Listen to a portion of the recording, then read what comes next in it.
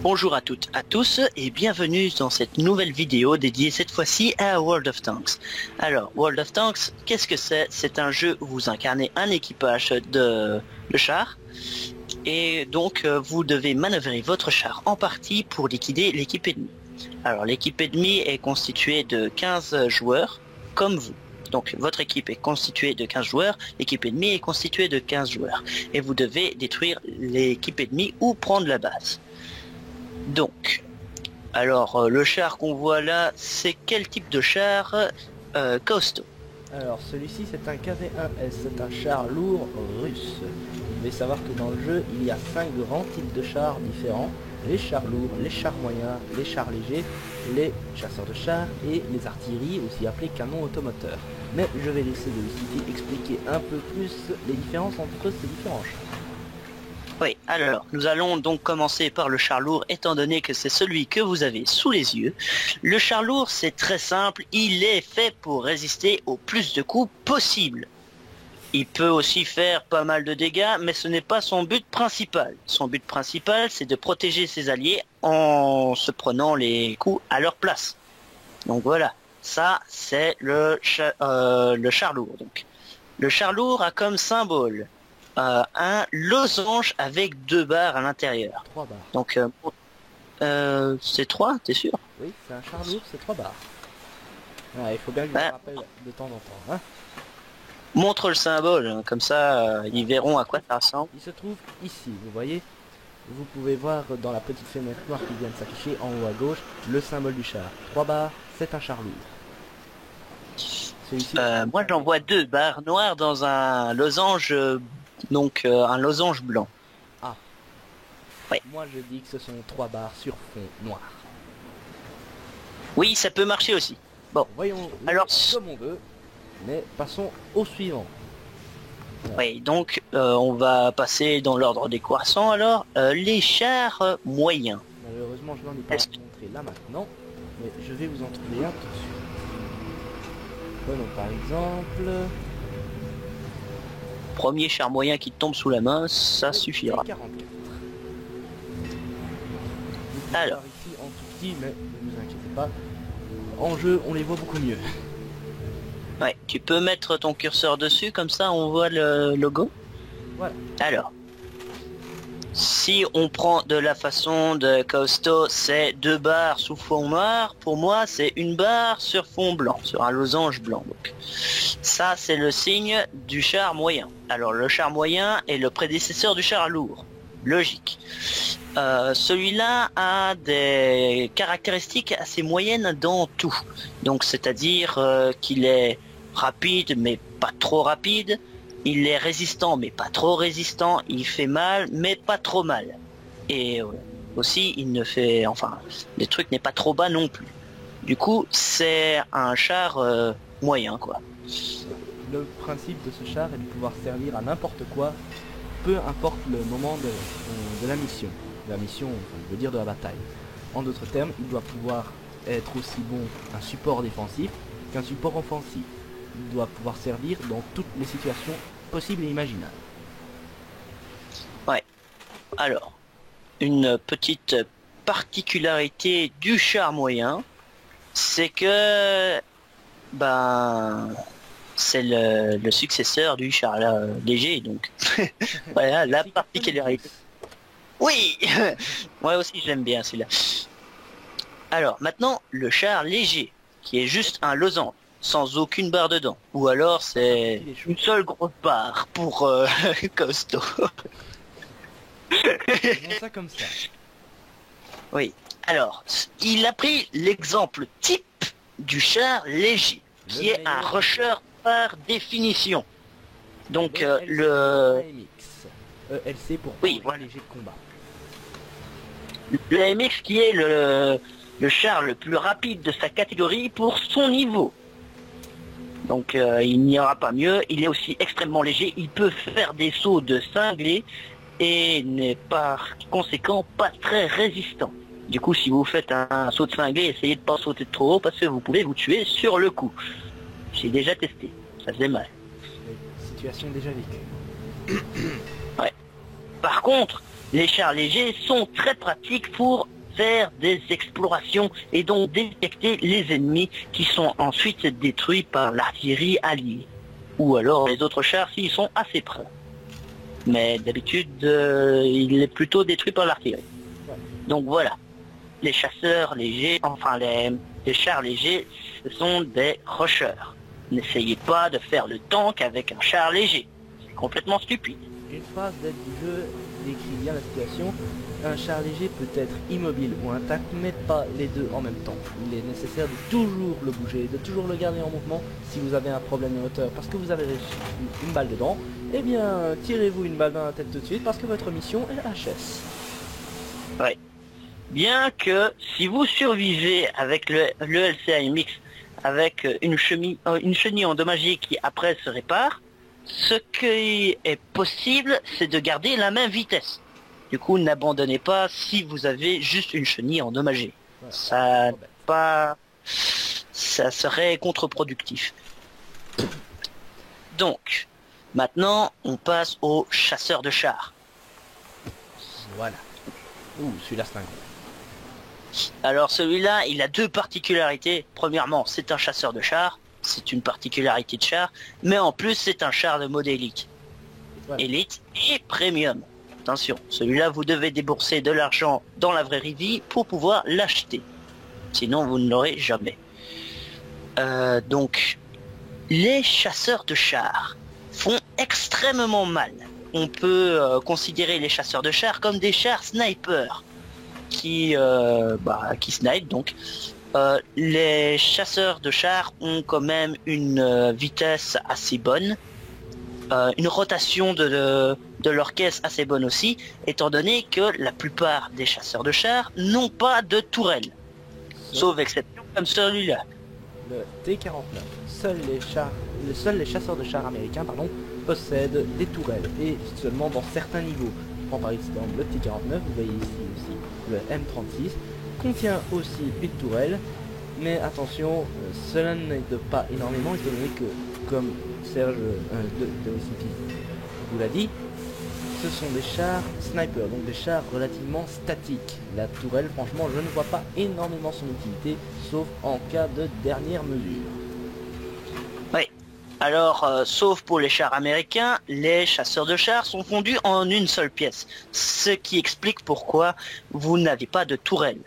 Alors, autre particularité des chasseurs de chars, contrairement aux autres, ils ont un canon quasiment fixe qui a un angle assez réduit pour viser.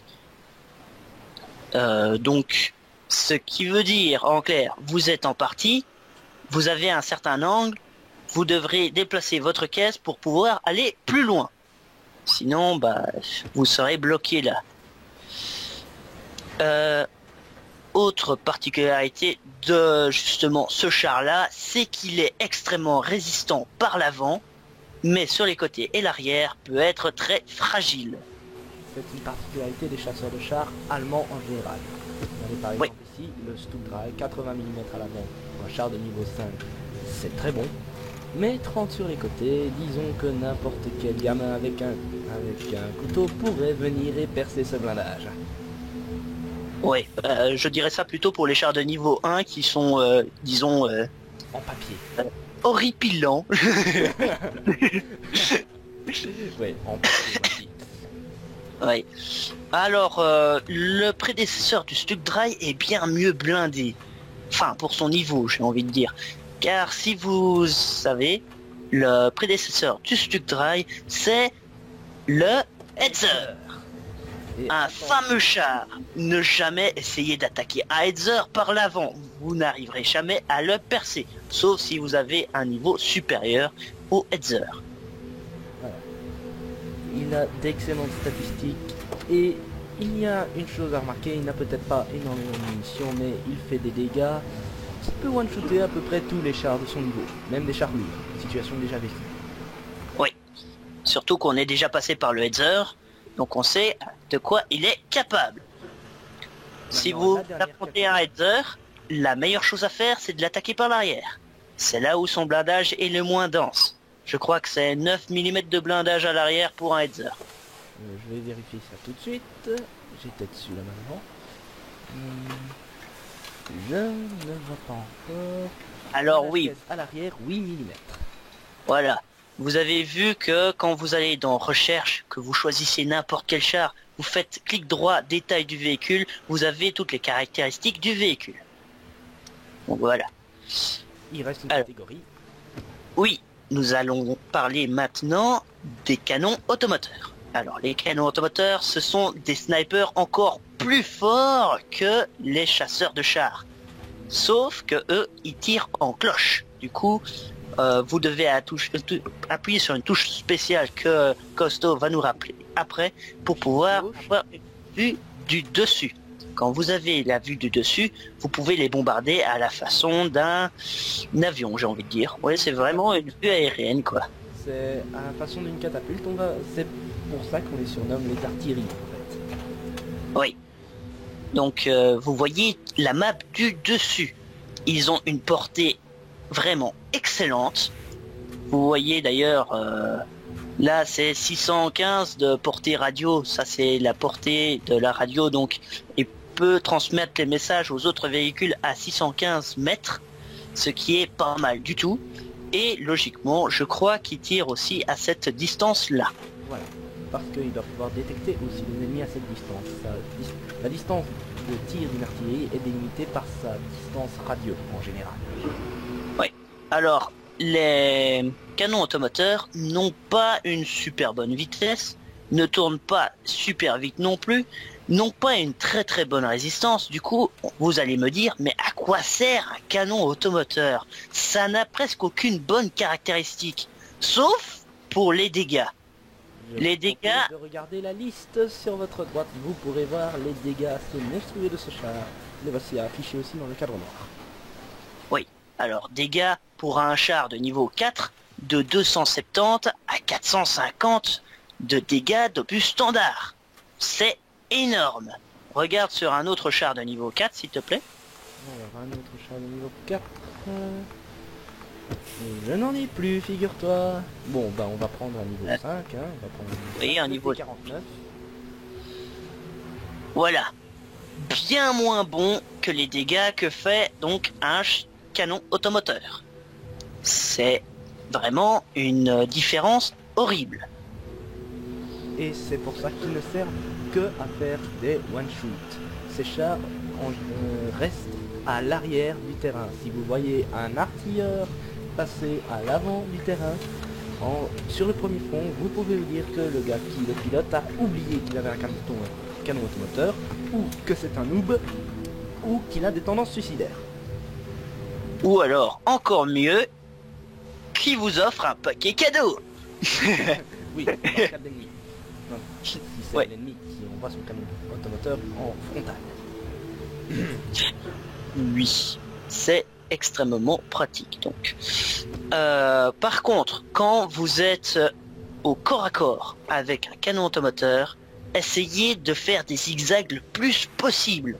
Il n'a peut-être pas une recharge assez rapide, mais un seul coup de canon automoteur à bout portant vous explosera. Vous serez mort sur le coup. Aussi, eux non plus n'ont pas de tourelle. Il y a un seul canon automoteur dans tout le jeu qui en possède une. Laissez-moi le retrouver. Il s'agit du SU-26, juste avant le SU-5 que je viens de vous montrer. C'est le seul à posséder une tourelle. Donc un SU-5, vu sa vitesse de rotation assez médiocre, si vous arrivez derrière lui, il est fini. Ouais. Et devant lui aussi d'ailleurs. Oui, parce que chaque distance est... Bon, je vous propose de regarder le blindage de la caisse. Et lamentable. 13. Oui. C'est lamentable pour un char de niveau 4, mais c'est tout à fait logique, parce que s'il avait un bon blindage et des bons dégâts, il serait tout simplement cheaté. C'est exactement ça. Bien, maintenant qu'on a parlé de ça, nous allons parler de l'XP et des recherches, et aussi du crédit. Donc, nous allons commencer par le crédit. Alors le crédit, vous en avez à chaque fois que vous finissez une bataille. Vous recevez un certain nombre de crédits avec laquelle vous pouvez acheter des améliorations pour votre char et de nouveaux chars. Pour acheter ces améliorations, il faut d'abord les débloquer. Alors comment on les débloque? On va dans recherche Et on a là tout un arbre de technologie qu'on peut débloquer pour ce char. Une fois que nous avons eu assez d'XP pour pouvoir avoir ces recherches, nous pouvons donc les acheter. Et une fois qu'on les a achetés, on peut les utiliser. Enfin, me direz-vous. Alors, pour l'XP, comme vous voyez, pour passer au char suivant, c'est vraiment beaucoup d'XP, surtout pour les canons automoteurs. Au-delà du... Et c'est normal. Tous les chars vont jusqu'au niveau 10, sauf le canon automoteur qui s'arrête au niveau 8. Donc pour être équitable, ils sont relativement chers. Oui, très cher. Un peu trop même, je trouve. Vous n'imaginez pas. Vous n'imaginez pas depuis combien de temps on est sur nos niveau 4 canons automoteurs à essayer de passer au niveau 5. Ça vous parlera beaucoup plus quand, dans la vidéo in-game, vous verrez la quantité d'expérience gagnée, même lors d'une multiplication x2 de l'expérience après une victoire. C'est déprimant quand on voit l'expérience nécessaire pour obtenir le niveau 5. Mais la partie in-game sera sur une autre vidéo, ne vous en faites pas, on l'uploadera la semaine prochaine avec un peu de chance. Donc, alors maintenant nous allons donc parler de l'XP libre. Alors l'XP libre, c'est de l'XP que vous gagnez aussi en bataille, mais celle-ci est disponible pour tous les chars. N'importe quel char peut utiliser l'XP libre que vous avez. Donc c'est assez pratique pour ne pas tout le temps avoir à attendre que votre char ait toute son XP. Vous pouvez aussi l'avoir en XP libre. Alors, pour pouvoir arriver plus rapidement en XP libre, je vous conseille fortement de convertir l'XP. Car sinon, vous allez mettre des centaines et des centaines et des centaines d'années avant d'arriver au char niveau 10. De bataille plutôt, mais ça me paraît un peu exagéré. Mais attention, pour convertir de l'XP en XP libre, il faut que votre char soit en statut élite. C'est-à-dire que toutes ces améliorations soient effectuées. Les premiums, par exemple, n'ont pas d'amélioration à faire, ils n'ont pas de recherche à effectuer. C'est pourquoi l'XP gagné, ils ne peuvent pas l'utiliser. Ceux qui n'ont rien à débloquer, c'est bête de garder l'XP. Ils ont donc le droit de la convertir grâce à des golds. Voilà, il a assez bien résumé ce qui est convertir l'XP libre. Alors les golds, évidemment, il faut les acheter. Ou les acheter. Guerre de clan. Oui, mais la guerre de clan, étant donné qu'on n'en a jamais fait, on ne va pas se pencher là-dessus pour l'instant. Peut-être une fois qu'on en fera une, on pourra faire une sorte de tuto sur le sujet. Mais pour l'instant, nous n'y connaissons absolument pas. Donc, pour acheter de l'or, c'est assez simple, vous cliquez sur le petit truc acheter de l'or. Ne le fais surtout pas parce que sinon tu vas aller sur une autre page. Et sur cette page, vous pouvez donc prendre votre carte bleue, carte Visa, PayPal, ou plein d'autres trucs pour pouvoir acheter de l'or. Évidemment, vous pouvez aussi échanger de l'or en crédit pour pouvoir acheter vos chars plus rapidement en jeu. Et évidemment, vous avez le fameux mode premium qui est extrêmement utile si vous voulez XP 50% en plus de l'XP par bataille et aussi du crédit. Alors, le premium vous permet également de vous faire une compagnie de chars. Compagnie des chars, c'est un rassemblement de plusieurs personnes pour pouvoir faire une seule et même équipe. Alors, attention, une fois que vous en avez marre du jeu, que vous voulez aller sur un autre jeu et que vous quittez donc ce jeu, la compagnie de chars sera supprimée. Donc il n'y aura plus la compagnie. Alors voilà, ça c'est dit. Aussi, pour les pelotons. Alors nous allons faire un peloton plus tard. Vous verrez la vidéo normalement la semaine prochaine, car je ne vais pas upload chaque semaine des centaines de vidéos. Ça serait un peu gros. Donc dans le peloton, vous pouvez donc inviter vos amis que vous avez dans vos contacts. Et donc pour pouvoir avoir plus de 3 personnes dans le peloton, il faut aussi un mode premium. Car sinon vous n'y arriverez pas. Oui,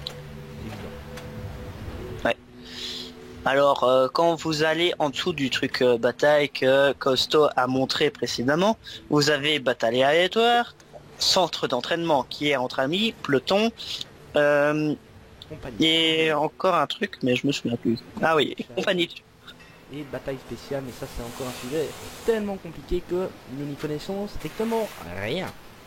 La preuve, c'est que c'est en grisé. Nous n'y avons pas encore accès. Exactement. Ouais. Alors, nous avons fait ceci. Alors là, vous voyez l'ELC AMX.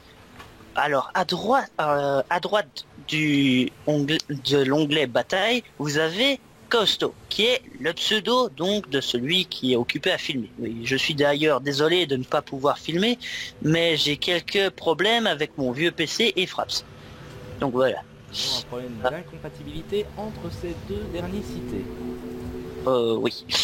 Oui, exactement, parce que j'ai encore un PC XP. Et me dire que pour filmer, c'est vraiment de la merde. Oh, pas de méchanceté, on va dire que c'est de la daube. Oui, c'est pareil. Alors, à droite de votre truc combat, enfin à gauche du truc combattre, vous avez le nom du char, le LCAMX, et en dessous, vous avez le type de char c'est un char léger. Donc, voilà.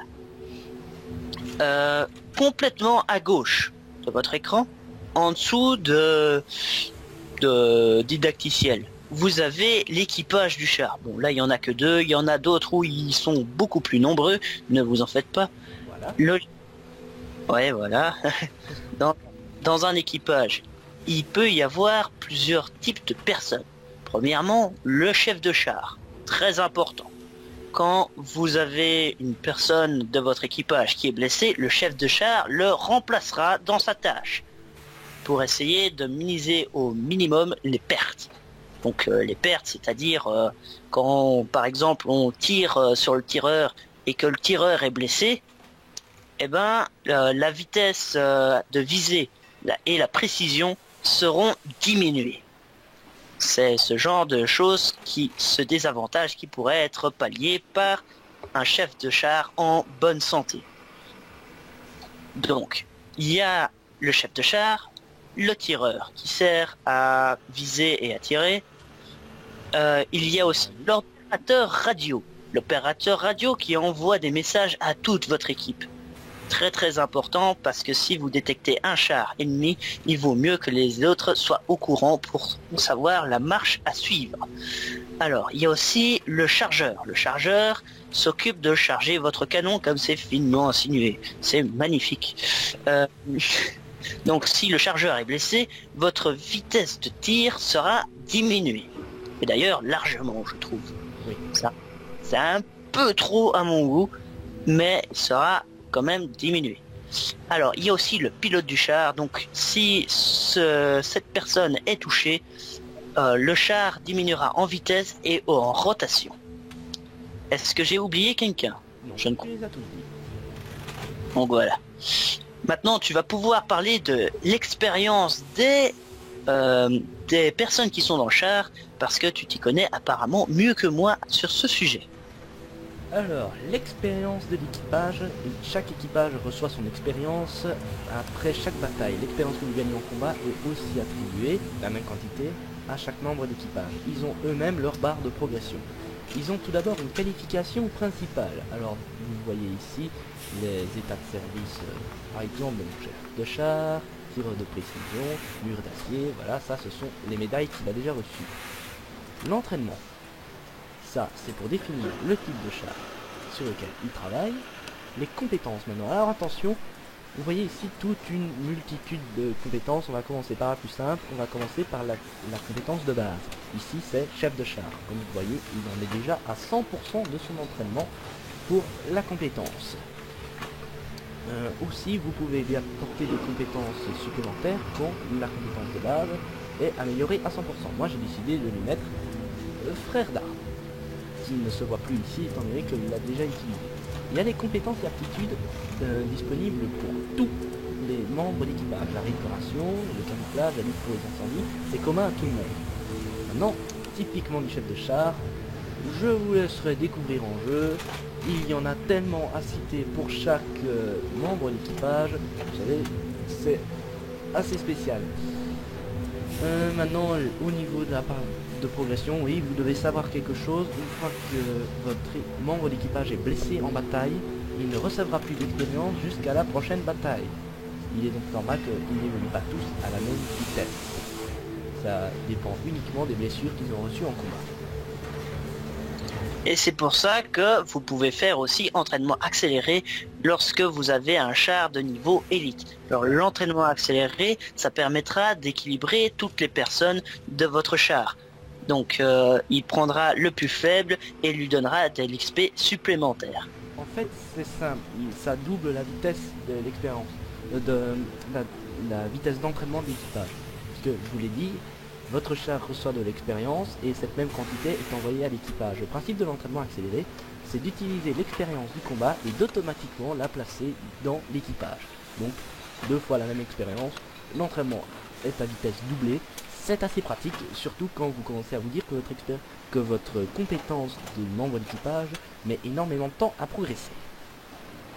Bien, pour pas trop traîner, parce qu'on a quand même passé pas mal de temps sur les chars, nous allons maintenant aller dans le dépôt.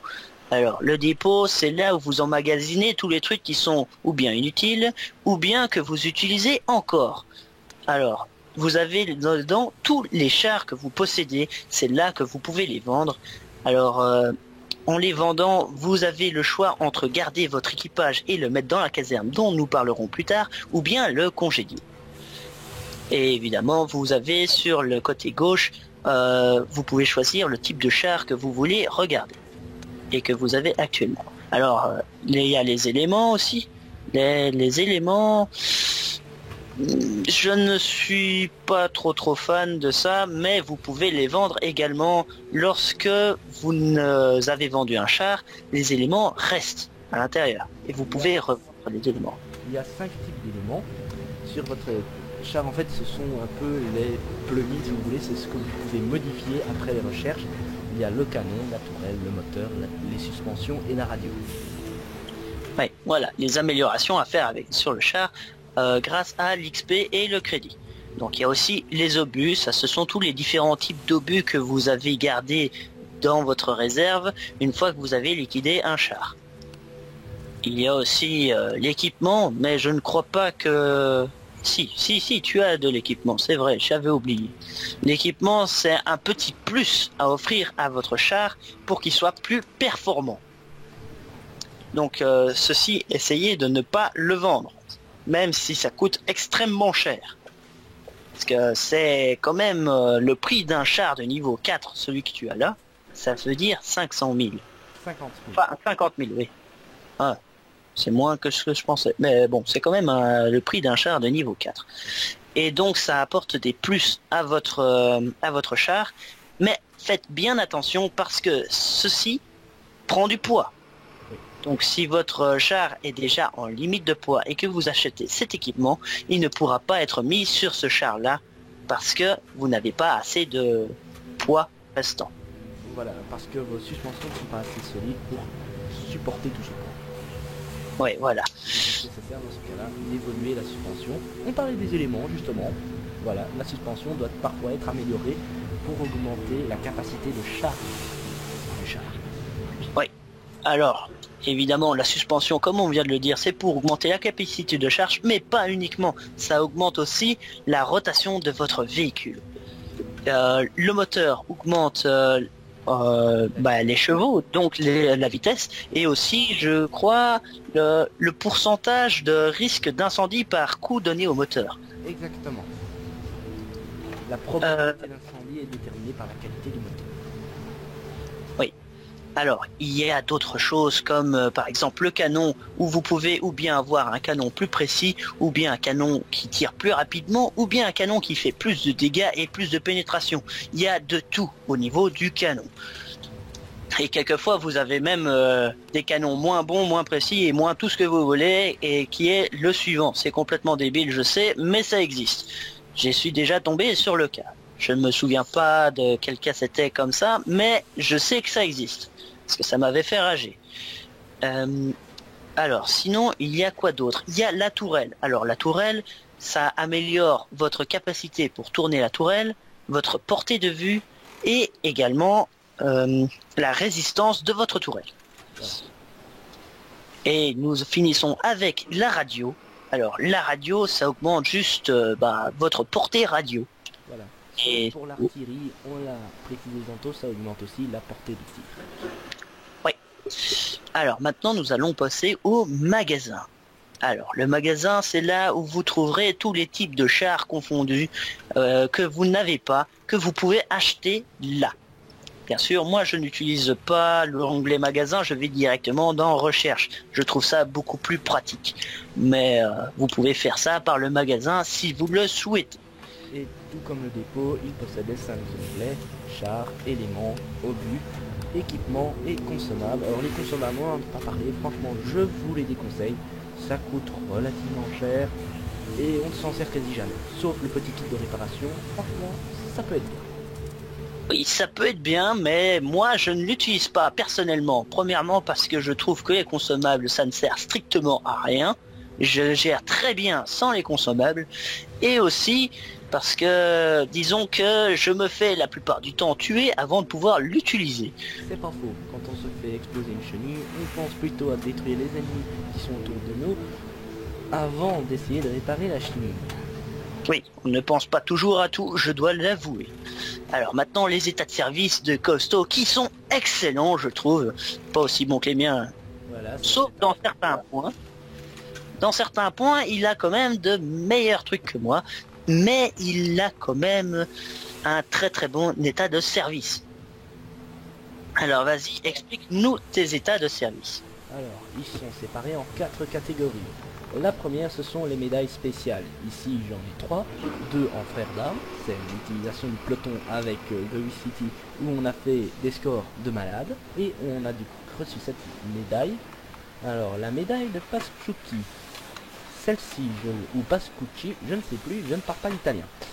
Je l'ai reçue avec mon KV1 pour avoir détruit 3 artilleries adverses d'un trait, on va dire.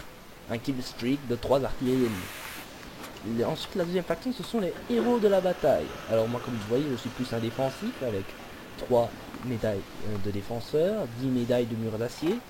Bon, j'ai aussi une médaille de tireur de précision et 4 médailles de soutien. Bon, on va dire que le tireur de précision, je l'ai eu très juste. Mais ça révèle, je vais y arriver, 3-4, ça révèle encore bien l'aptitude du joueur s'il est plus attaquant ou défenseur. Maintenant, comment appeler ça? Les médailles générales, moi je dirais. Les médailles générales. Alors, ici j'ai expert anti-char, faucheur, tête froide, kamikaze, chanceux. Rien qu'à entendre les titres, spartiate, tireur d'élite, bon, on a compris que c'était un peu le fourre-tout des médailles. Tout ce qu'on n'a pas à se mettre, c'est le divers au niveau des médailles. Je prends par exemple kamikaze, c'est avoir détruit un char ennemi de rang supérieur à soi en lui rentrant dedans. Oui, je sais, je l'ai fait parfois, j'ai l'air d'un con. Alors, tireur d'élite, c'est avoir touché de suite un ennemi au moins 10 fois sans manquer.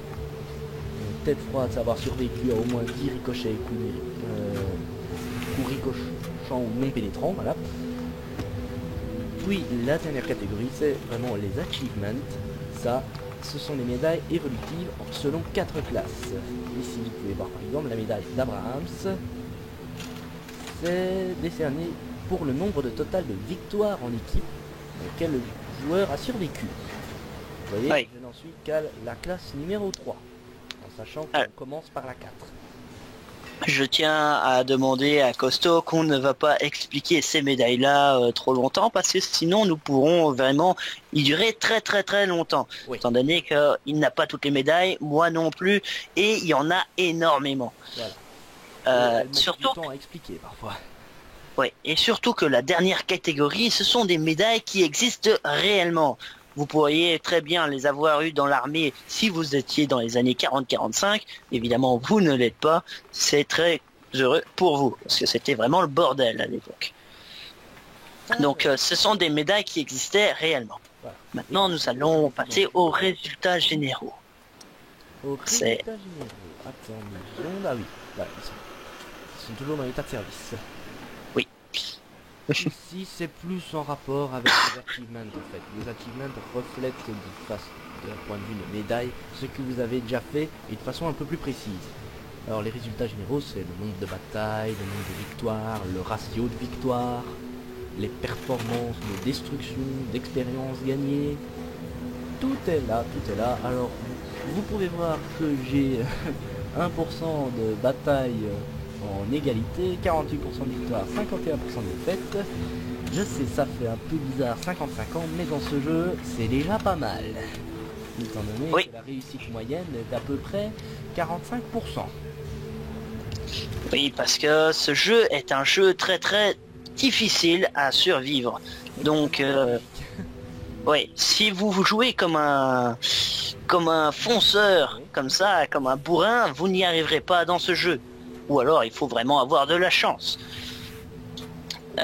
Donc, vous avez aussi dans les performances le nombre de véhicules détruits. Il en a détruit 877 pour 1828 batailles participées. Ce qui veut dire qu'il est extrêmement dur de tout le temps faire un kill en bataille. Voilà. Alors et là, maximum détruit, bah c'est en une bataille, il a détruit le maximum 5 véhicules. C'est très dommage parce que s'il avait tué 6 personnes en une bataille, il aurait eu la médaille du guerrier que moi j'ai, qui est de détruire 6 véhicules en une seule bataille. Au moins, parce que GameStity a réussi à en avoir, tenez-vous bien, 8. Et attention, dans 2 batailles différentes, il a réussi à faire les 2 fois 8 kills. Ouais, c'était des coups de bol, hein, je tiens à préciser. Ils venaient tous en chapelier. C'est extrêmement dur d'avoir 8 kills, étant donné que dans une seule équipe, il y a 15 personnes et que vous ne revivez pas une fois que vous êtes mort dans ces parties-là, il est extrêmement dur d'avoir plus de 5 kills. Ouais. Donc déjà, Costo a extrêmement bien joué sur la partie où il a eu 5 kills. Mais je tiens à préciser que c'était avec une artillerie. Donc, ouais. Voilà. Et surtout, je tiens à préciser que 5 kills, ça fait quand même le tiers de l'équipe ennemie. C'est énorme. Oui. Vous imaginez, dans la guerre 40-45, il y avait plusieurs milliers de chars qui étaient alignés en même temps, dégommés avec un seul char, le tiers de l'équipe ennemie, c'est quand même balèze. Ouais. Alors, la suite. La suite, alors, les recherches. Les recherches, bah, c'est là où vous pouvez avoir tous les arbres de tanks différents, c'est-à-dire le tank précédent et le tank suivant que vous pouvez avoir. C'est l'arbre technologique.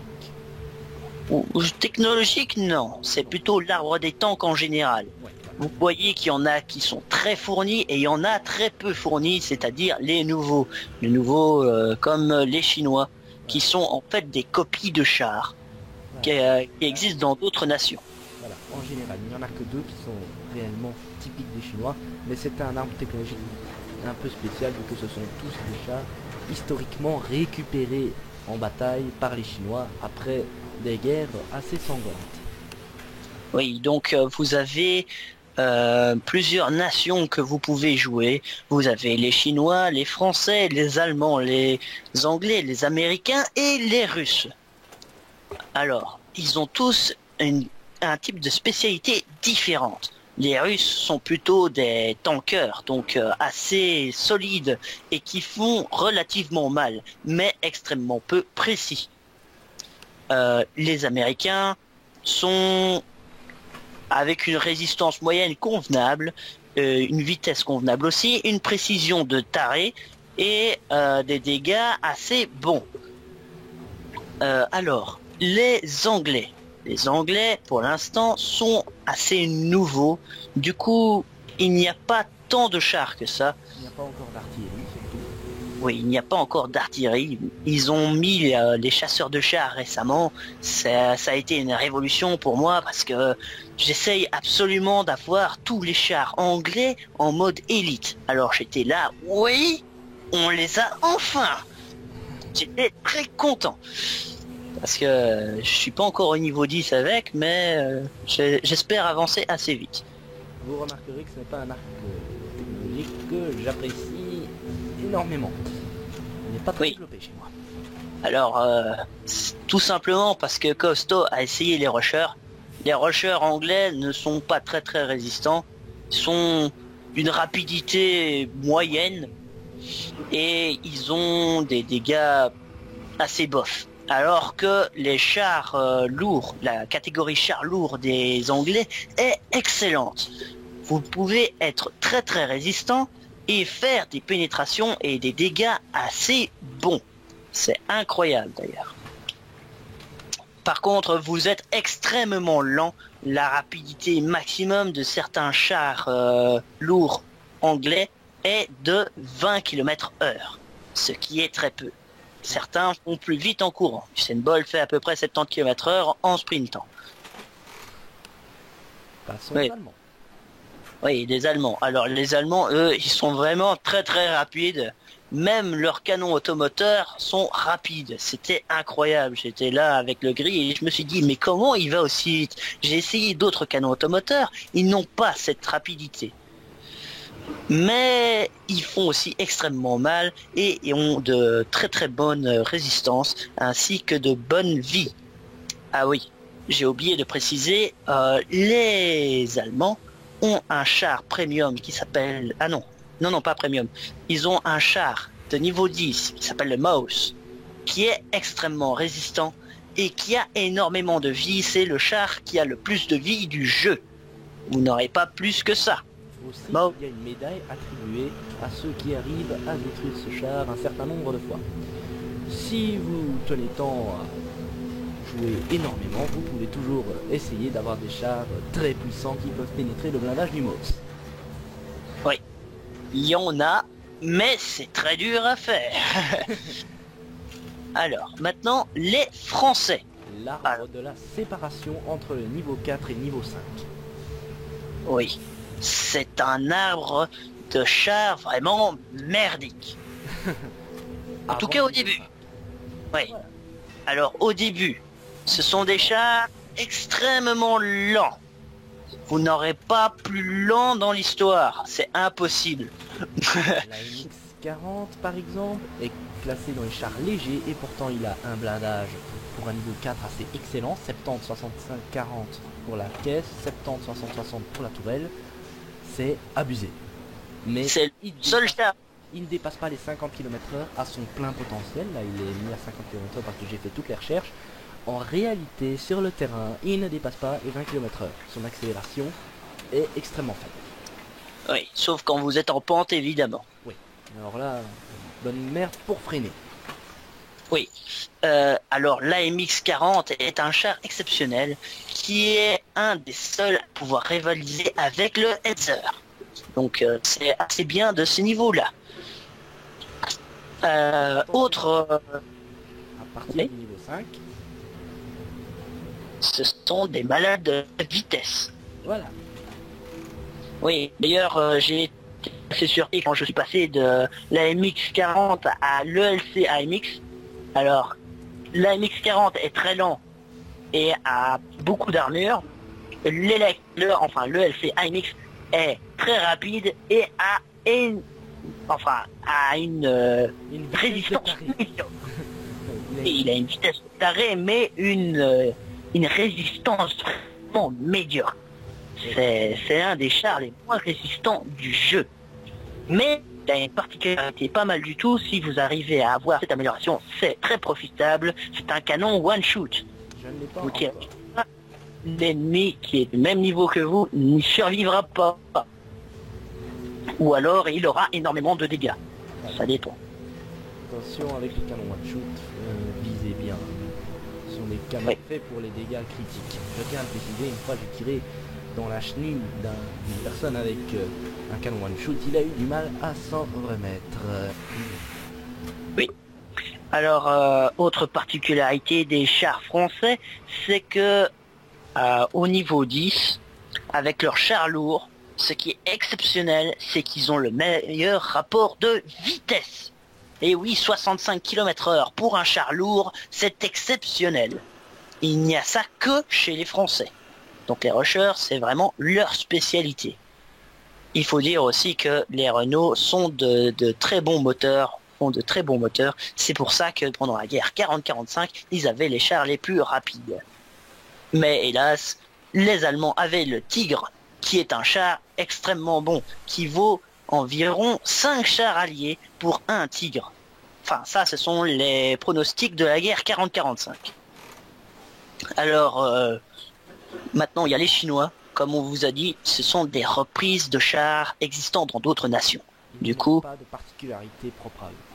Voilà. En clair, c'est ça, oui. Ouais. Maintenant, nous allons aller dans la caserne. Alors, la caserne, c'est très très simple.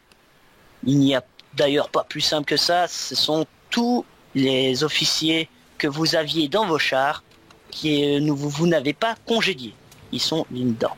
Ouais. Vous pouvez avoir 16 emplacements maximum. Ou 16 en plus si vous utilisez des golfs. Mais franchement, ça ne sert pas à grand chose. La caserne, vous pouvez l'utiliser pour transférer de l'équipage dans un autre char si vous le souhaitez. Mais souvent, c'est parce que vous voulez vous débarrasser d'un char et donc vous les congédiez.